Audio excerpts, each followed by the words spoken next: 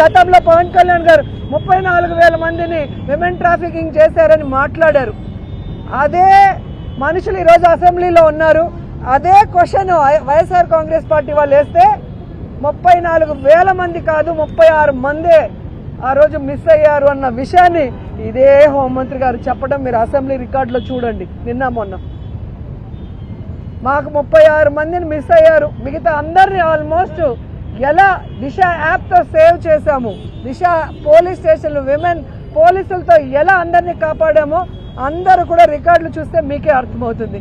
కానీ ఈరోజు 5 నెలల్లోనే 7,200 మంది అయిపోయారని ఈ రోజు అసెంబ్లీలో జరిగింది ఆన్సర్ చెప్పారు. దానికి సిగ్గుపడండి అని కూడా ఈ సందర్భంగా తెలియజేసుకుంటున్నాను.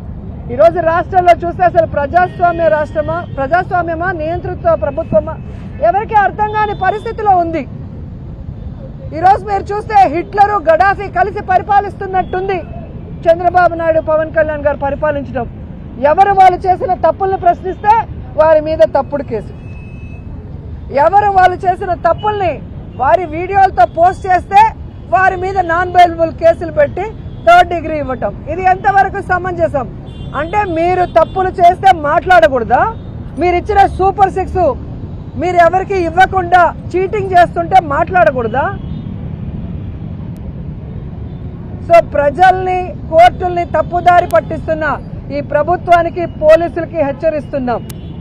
పెద్ద పెద్ద నియంతలే కాలగర్భంలో కలిసిపోయారు. మీరెంత ఇప్పటికైనా న్యాయబద్ధంగా ముందుకు వెళ్ళండి.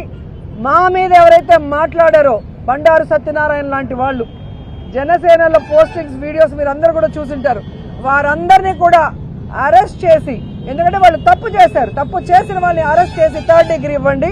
తప్పు చేయని YSR Congress party social media వాళ్ళని వదిలిపెట్టండి. లేదంటే ప్రజల్లో కూడా చైతన్యం వస్తుంది, అందరూ కలిసి తిరగబడతారు. మీరు కాలగర్భంలో కలిసిపోవటం తథ్యమని కూడా ఈ సందర్భంగా తెలియజేస్తున్నారు.